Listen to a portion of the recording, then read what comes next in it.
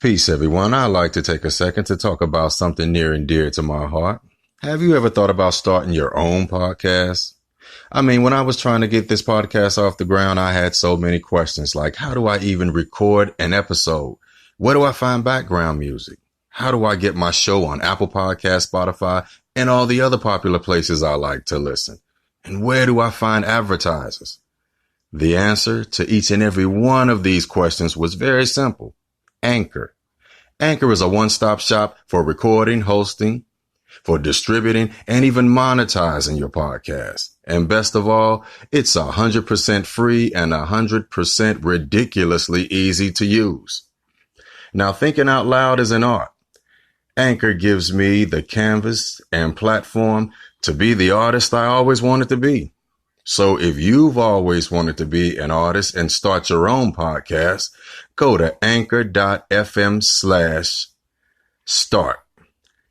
That's anchor.fm/start. Join me and the rest of the diverse community of podcasters already using Anchor. That's anchor.fm/start. I can't wait to hear your podcast.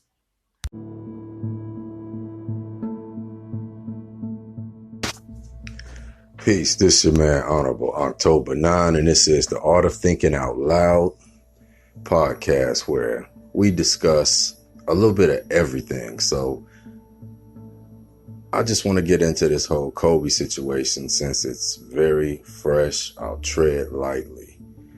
I just want to say this. I put up a Facebook post yesterday talking about how LeBron's speech, which ESPN even noted as going on for like 5 minutes, uninterrupted, sounded more like a eulogy.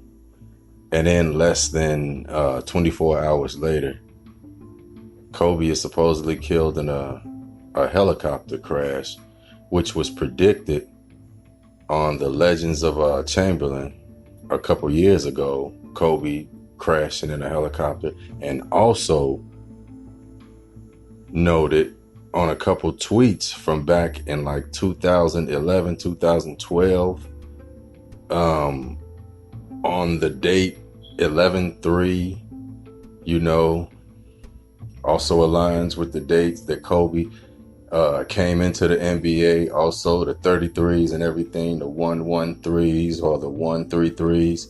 It's a lot of weird connections that go into a lot of the occult and rituals that go on in Hollywood, which is why I want everybody to kind of take a chill pill with, always coming down on folks, assuming everybody is some type of conspiracy theorist. No, I'm not a conspiracy theorist. I'm an auto hoaxer, meaning I question everything. And not saying that I would question somebody's death if I thought somebody died under, circumstances and everything seems to check out. But when you have a lot of things going on surrounding the situation and a lot of misinformation, you should question. Common sense should tell you something is not being provided to you for a reason. A story is a narrative is being set. Too many other things surrounding situations, a lot of times, correlate. They correlate directly. And this goes beyond just this Kobe situation. Goes back to a lot of other previous situations and situations going on right now. But I don't want to delve too deep into it because everything is still brand new. It's fresh. We don't know anything. And that's what I want people to basically understand. We don't know anything. All we know is what TMZ gave us, which I don't know why some of y'all trust TMZ as much as you do. You give TMZ a lot of credibility. TMZ is tabloid news, but they just so happen to always be wherever celebrity events happen. They catch celebrity deaths. They catch accidents. A lot of things are surrounding fire and death. TMZ is like right there on the scene. Tamuzi TV. We have to look at the media. We have to look at the sources that we're getting this information from. When people ask, well, where do you get your information from? My information is just my common sense. This is just me thinking. This is me questioning the official narrative. That's all. I just don't, when I see something presented to me, if it checks out within my system of logic, then I won't put too much of a question on it because it checks out. But when something just sets off a lot of red flags because information is not correlating, numbers are always off. Numbers are always off in these type of reports. It'll be 3 people died, and then it'll be 7 people died, and then it'll be 9 people died, and then it'll be the person got shot 3 times, and then it'll be they got shot 4 times, and then they got shot 6 times. 4 people died, 13 people died, 40 people shot, 17 people died. The narratives continually change in numbers. They always shift numbers around on you because it keeps you coming back. It keeps you running right back into the official narrative because now you're traumatized by knowing so many people were not only victimized, but have now died because we live in a society where we have this big fear of death. And I mean, that's a natural thing. Don't get me wrong. But I think it's drilled to us so much. It's not even subliminal. It's like very overt, very out there. We see people die in movies. We see people supposedly die in real life when you're looking at television. And what you see in movies a lot of times looks more realistic than what is supposedly real that you're presented on television as being the news, an actual event. I just question it. I question it because you'll get a report. You'll get a report of a shooting, a mass shooting. And then the information just becomes jumbled. If you're the Associated Press and you all basically get your information from the same sources and you have to agree upon it before it goes out as the official narrative, how the hell is everybody getting conflicting reports? If you all get most of your information, your major information from the same basic sources.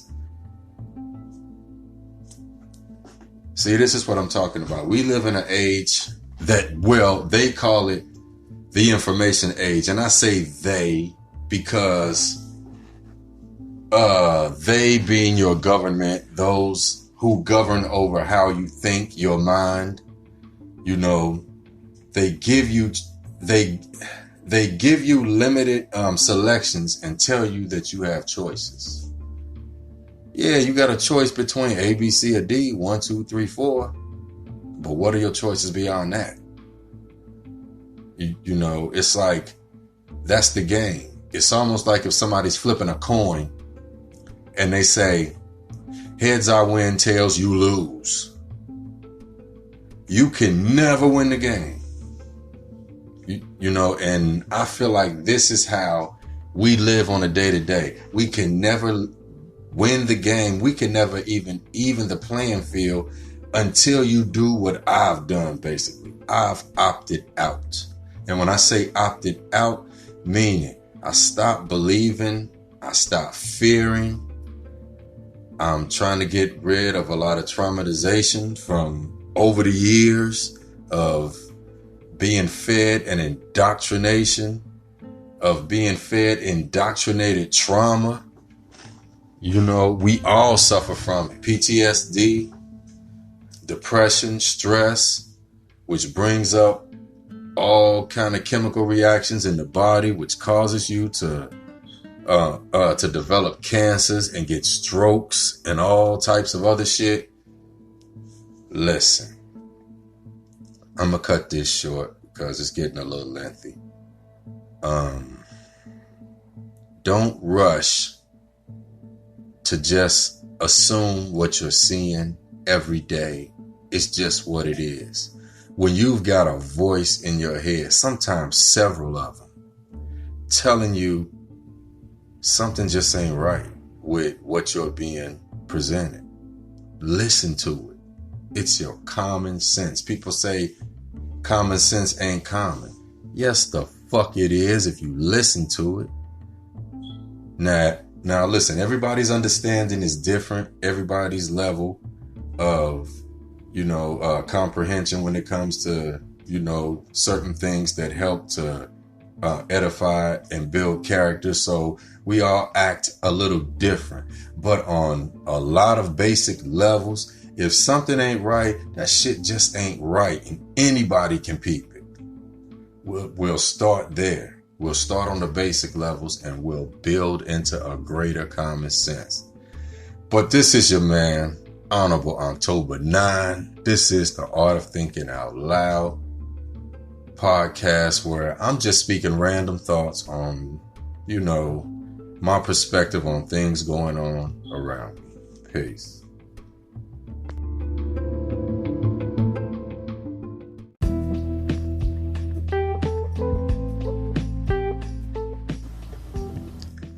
Peace. This your man, Honorable October 9, and this is the Art of Thinking Out Loud podcast, where we discuss any and everything.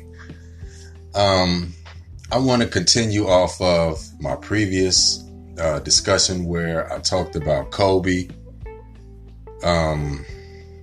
my first thoughts and perspectives, because it's still very early, but I discussed that. And I went into common sense and trauma. And the reason I started a conversation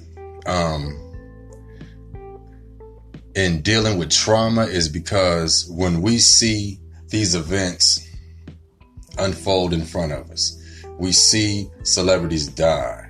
We see people that we've grown to love. We idolize in a sense. We're very fond of. We almost feel like we know these people. And then when they're cut down in front of us under mysterious circumstances, or there's a lot of mystery that surrounds it, what happens is you go through the regular trauma process of like losing somebody you actually know. Like you grieve for these people in the sense you would grieve somebody you actually know.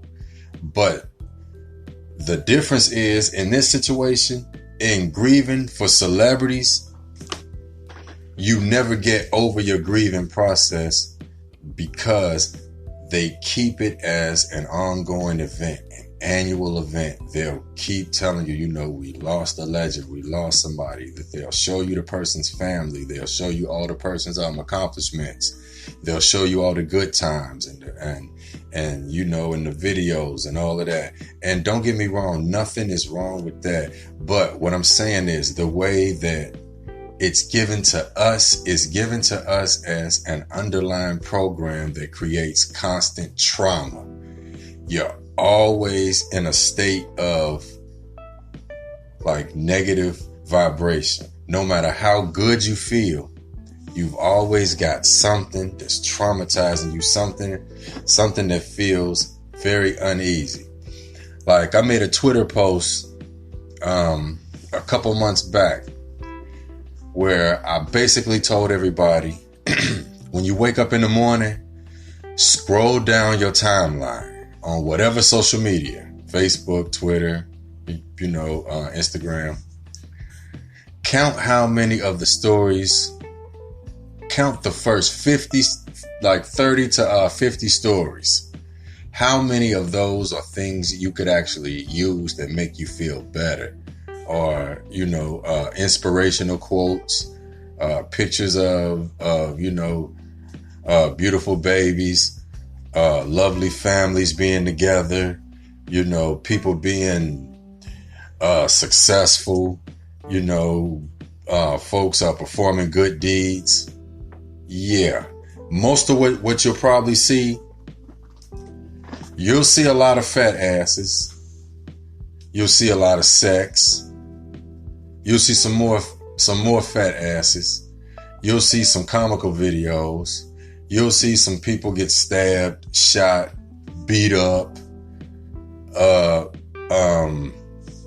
talk down on each other, expose each other.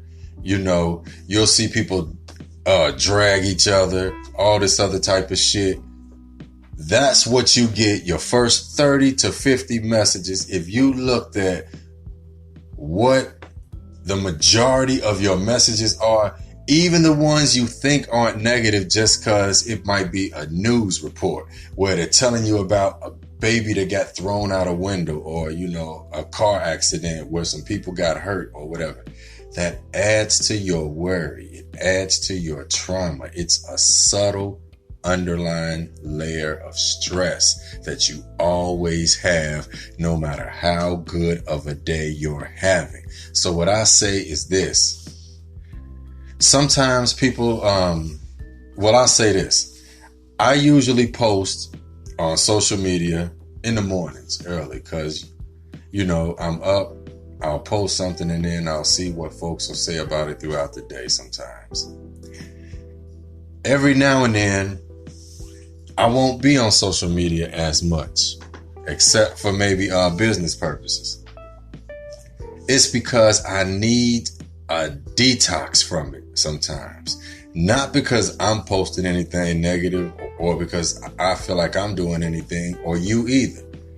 Other people that are around us, they're always posting shit about who ass will get beat, folks fighting in the club, somebody mama naked in the club,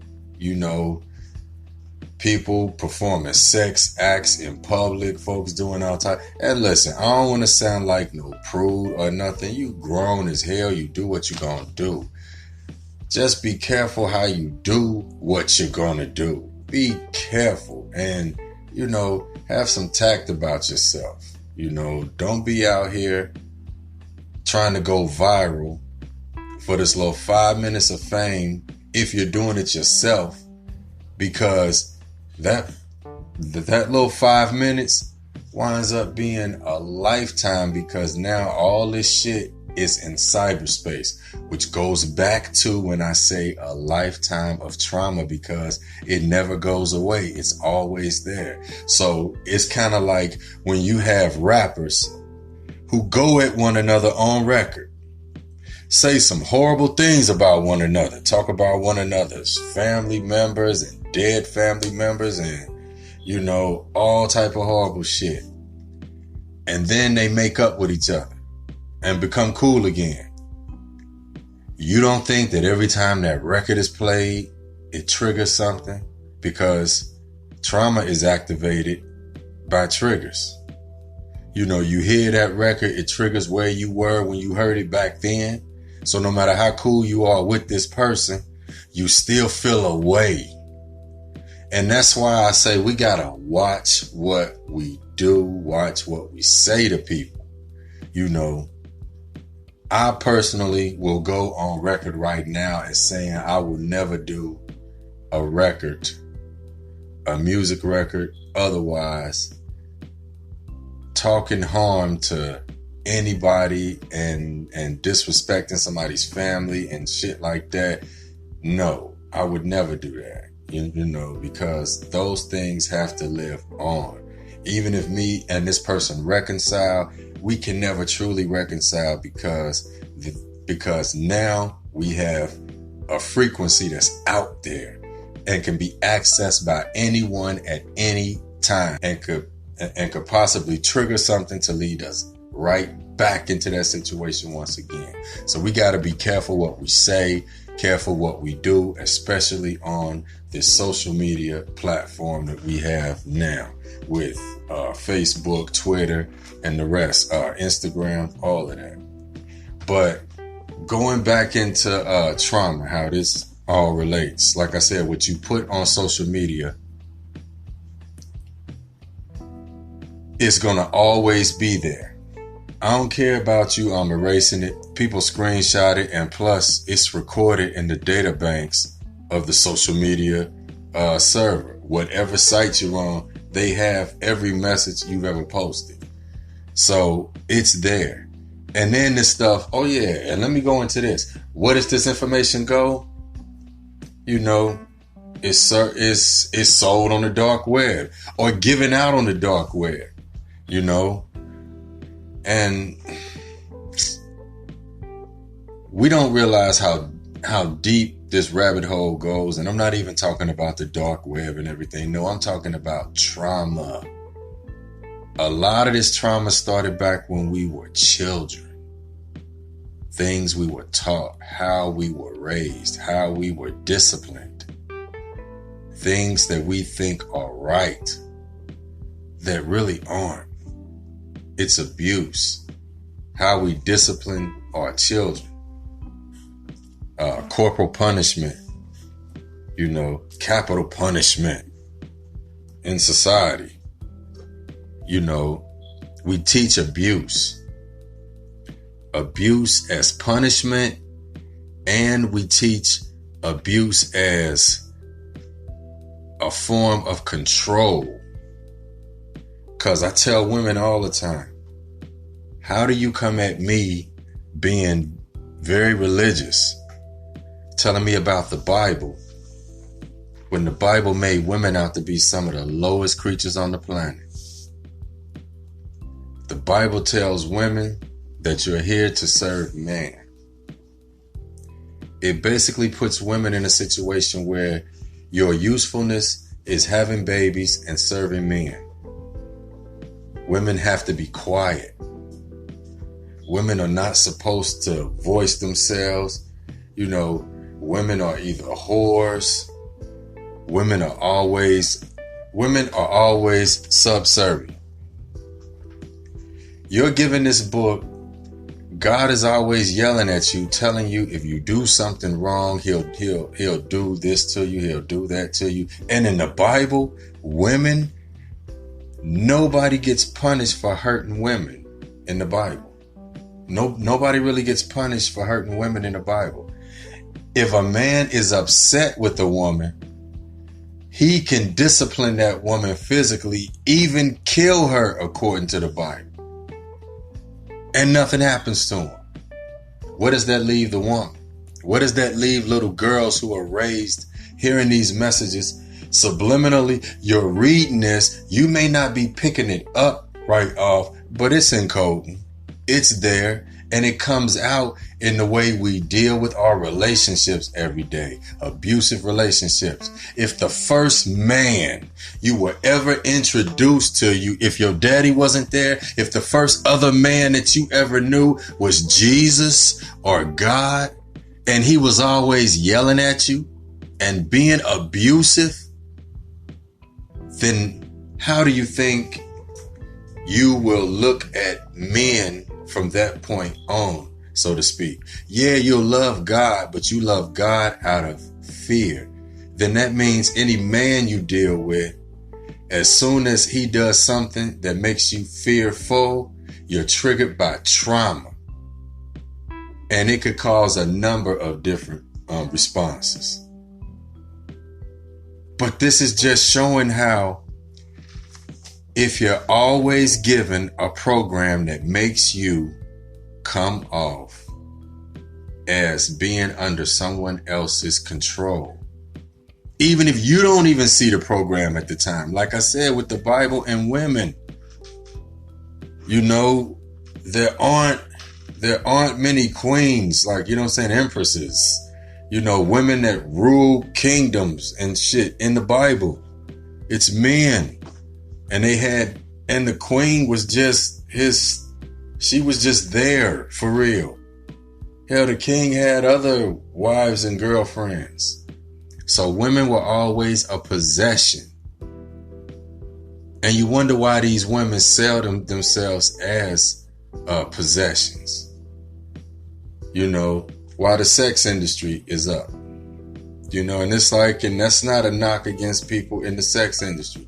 You do what you do. I'm just speaking on how I see dots connecting. We all deal with trauma in different ways. I don't know how one person was traumatized compared to how I was traumatized, but I can see where we all kind of arrive at some of the same places. We may not all do certain things, but we all do certain other things. And I think some of those